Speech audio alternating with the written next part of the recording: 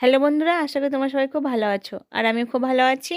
আর December মাস তো পড়েই গেছে। ডিসেম্বর মাস মানে একটু ঘুরতে যাওয়া আর একটু কেক খাওয়া। আর আজ আমি খুব সহজ পদ্ধতিতে কাপকেক বানিয়েছি আর তোমাদের সাথে সেই রেসিপিটা শেয়ার করছি। তোমরা তো দেখতে পাচ্ছ আমি একটা মিক্সারে জার নিয়েছি, নিয়ে তার মধ্যে দিলাম 1 কাপ চিনি আর দিচ্ছি 1 কাপ সাদা তেল। আর এখন দুটো ডিম ভেঙে আমি এর মধ্যে দিয়ে দিচ্ছি।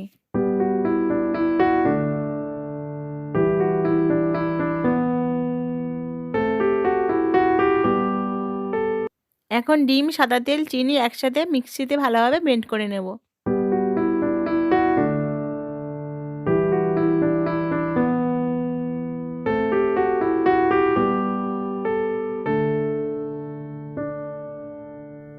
এখন আমি একটা বাটি নিয়েছি আর এই বাটির মধ্যে মিশ্রণটা ঢেলে নিচ্ছি।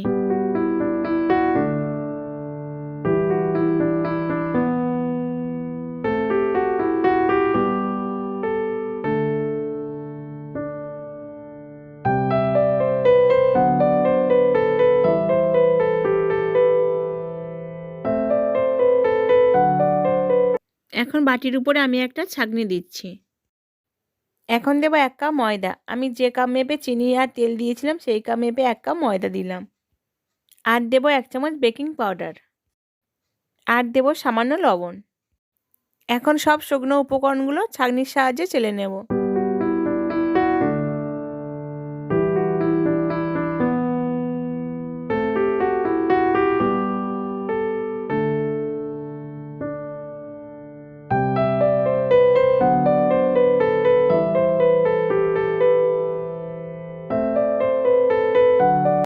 শুকনো উপকরণগুলো চেলে নেওয়া হয়ে গেছে। এখন বাটিটা এই সাইডে রেখে দিচ্ছি। এদিকে গ্যাসে একটা কড়া বসিয়ে দিয়েছি, দিয়ে এখন দিচ্ছি লবণ। আর এই লবণটা আমি আগেও ব্যবহার করেছি, তাই জন্য লবণের রঙটা এরকম হয়ে গেছে। আর গ্যাসটা আমি লোতে দিয়ে কড়াই ঢাকা দিয়ে গরম করতে দেব।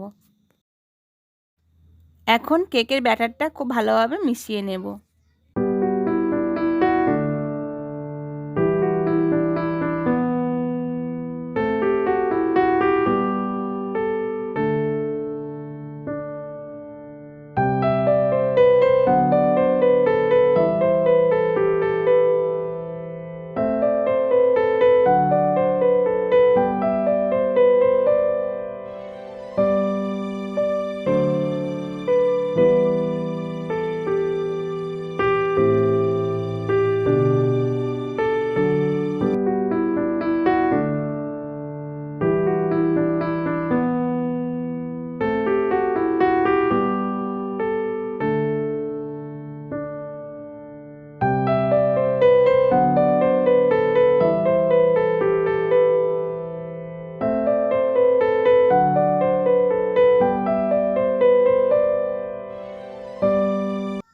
এখন দেব 1 চামচ ভ্যানিলা। এখন ব্যাটারের সাথে ভ্যানিলাটা খুব ভালোভাবে মিশিয়ে নেব।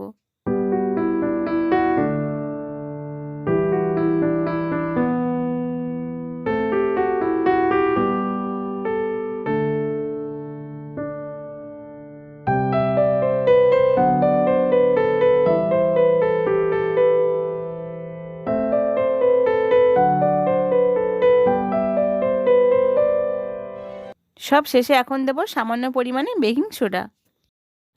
এখন ব্যাটারের সাথে বেকিং সোডাটা ভালোভাবে মিশিয়ে নেব।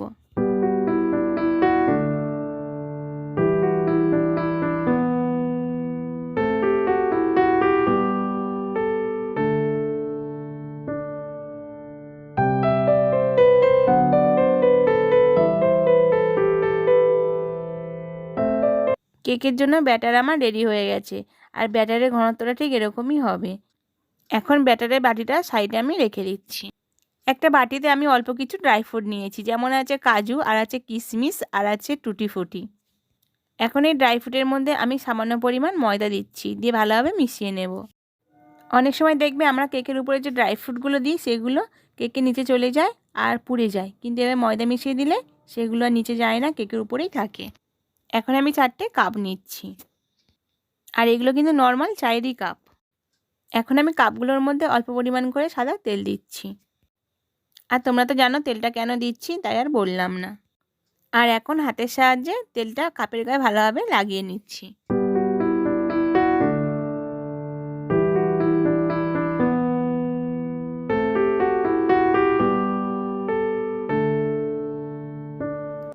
4টে কাপে আমি তেল ভালোভাবে মাখিয়ে নিয়েছি। এখন অল্প পরিমাণে ময়দা ছড়িয়ে দিচ্ছি। এখন কাপটা ঘুরিয়ে ঘুরিয়ে ময়দাটা কাপের গায়ে ভালোভাবে লাগিয়ে নেব।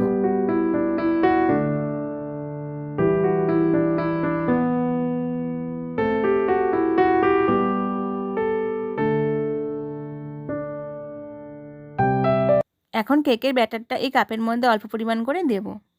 আর দেখো ব্যাটারটা ঢালার সময় কি সুন্দর ভাজ ভাজ হয়ে পড়ছে। তাহলে এভাবে যদি ভাজ ভাজ হয়ে পড়ে তাহলে বুঝতে হবে ব্যাটারটা একদম সঠিক হয়েছে। ব্যাটারটা কাপে ঢালার সময় মনে রাখতে হবে কেকটা কিন্তু ফুলবে, তাই পরিমাণটা বুঝে শুনে দিতে হবে। আর তোমরা তো দেখতেই পাচ্ছ আমি ব্যাটারটা কাপের অর্ধেকটা করে দিচ্ছি।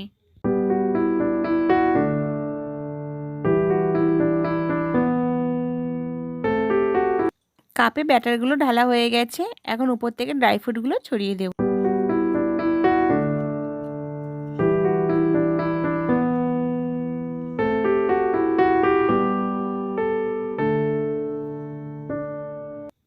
এখন আমি কড়ার ঢাকনাটা খুলছি আর দেখো লবণটা খুব সুন্দরভাবে গরম হয়ে গেছে। এখন আমি কেকের কাপগুলো একটা একটা করে বসিয়ে দিচ্ছি লবণের মধ্যে।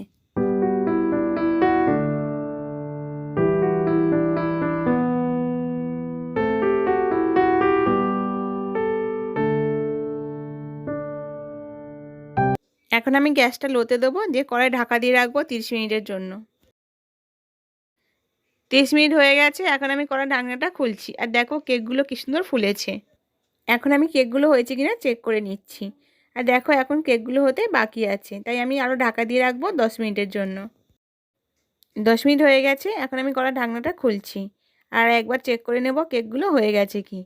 দেখো কেকগুলো এখন সম্পূর্ণভাবে হয়ে গেছে। এখন আমি গ্যাসটা বন্ধ করে দেবো আর কাপগুলো ঠান্ডা হওয়ার জন্য অপেক্ষা করব। কাপগুলো ঠান্ডা হয়ে গেলে তুলে নেব।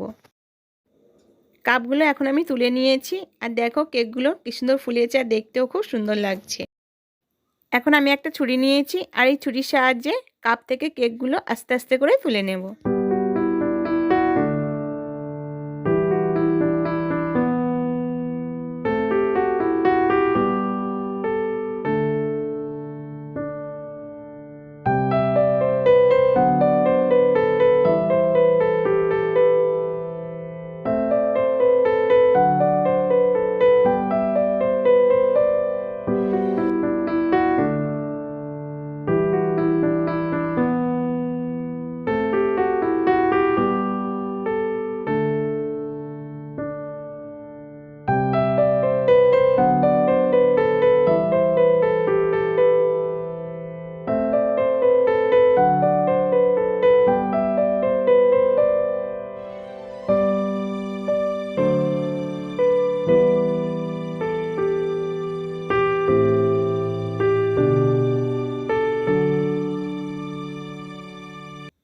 এখন আমি কাপ থেকে 4টে কেকই তুলে নিয়েছি, নিয়ে একটা প্লেটে রেখেছি।